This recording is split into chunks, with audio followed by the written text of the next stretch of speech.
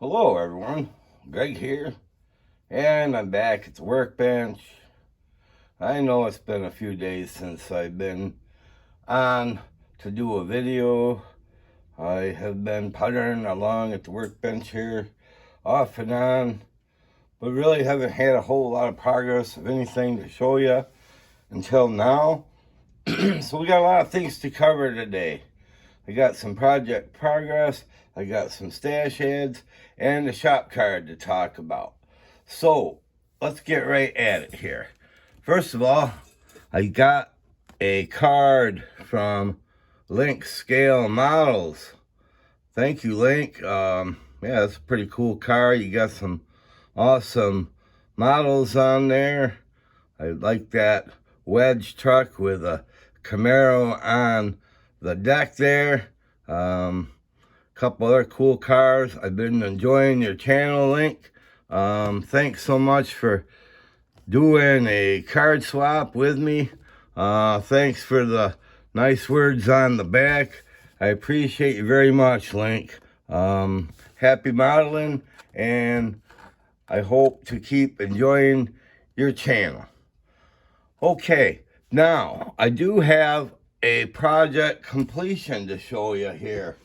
Like I said, it's been a while, but I got work done on the 84 dually 6-wheeler pickup. Yeah, here it is. Let's see if we can get this in the frame and take a look at this thing and see what we got here, folks. And there it is in all of its glory. Somewhat of a backwoods beater. I mean, it's a nice kit. You know, not too many parts. Spent way more time doing detail painting on it. Putting it together wasn't bad, but it was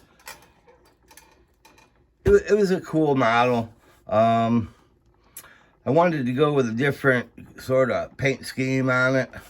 So basically what I did is I had this old can of Krylon Ultra Flat camouflage color, and I believe this one is called Khaki. Yeah, that's what I used for the,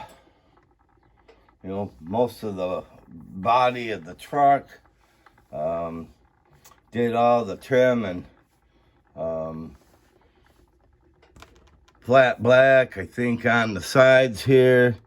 Use Sharpie markers to do the black, but I wanted more of a two-tone type of deal.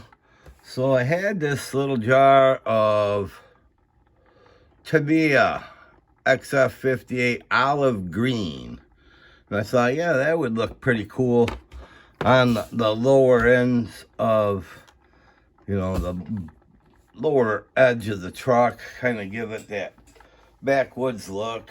I wanted it to be sort of a dead flat type of thing, as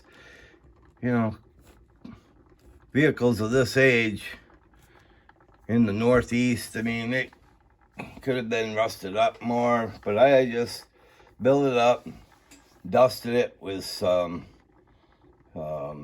used airbrush with some Tamiya, I don't know what the hell this is called. That's not the right one. Earth. Flat earth. Whatever it is. Yeah, flat earth. Can you believe it? Yep, flat earth. So, we're in a flat earth society, I guess. I don't know, but there it is. Yeah, it's a pretty cool model. I mean, the hood does open up. We got, the engine sort of dirtied up in there. I didn't want to make this to be any kind of pretty looking truck. It's a backwoods beater. Something you would see running around the backwoods, Western New York. Had a lot of fun with it. It really, is a fun kit to do. I see a lot of people doing them. I know Glen at Glen's Models doing something crazy with his. I look forward to seeing what he comes up with. I know the HPI guys, he had done one of these a while back. I believe they even have license plates for him in the kit, which I've not put any license plates on this thing yet. I may go with the HPI guys, tags on it and call it good. So that's what I got done on the completed end of things. Did have a few stash ads here.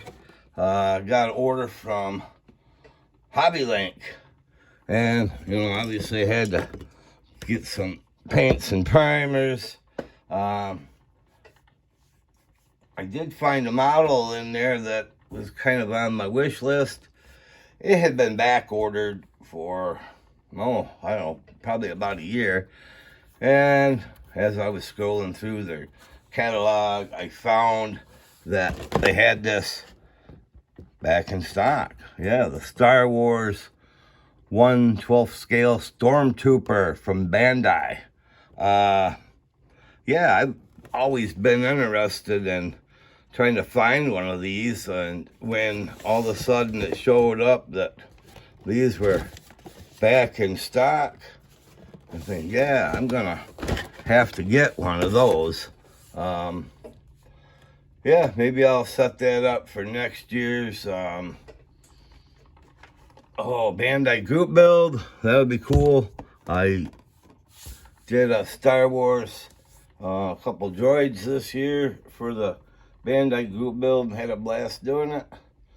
So I'm hoping to have fun with this one next year.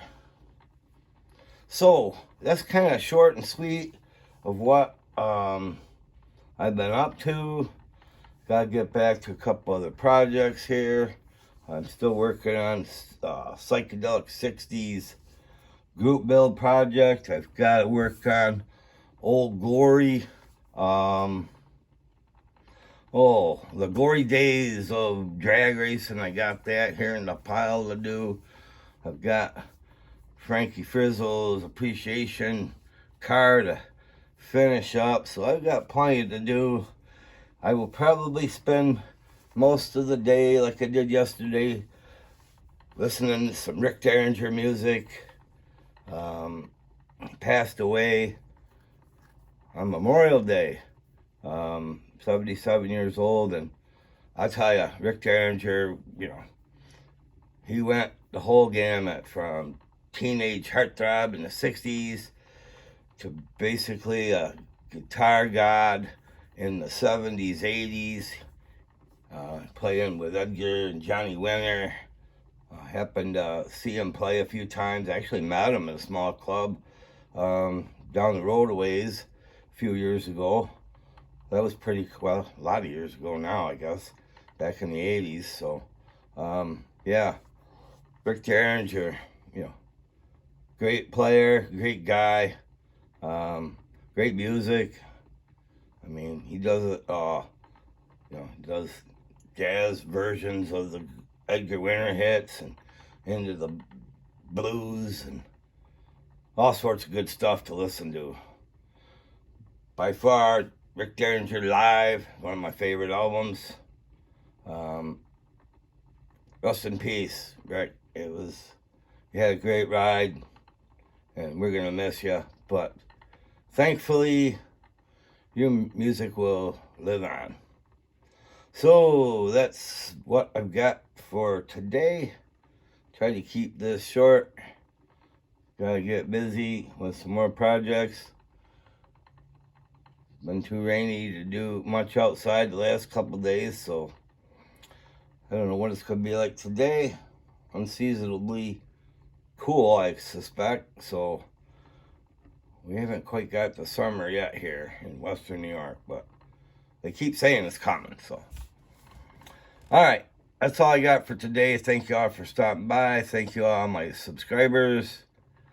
Thanks for everybody that stops by, says hello, leaves a comment, thumbs up, all that good stuff. I love all of you. So until the next time, you guys have a good time, and we'll catch you later. Bye.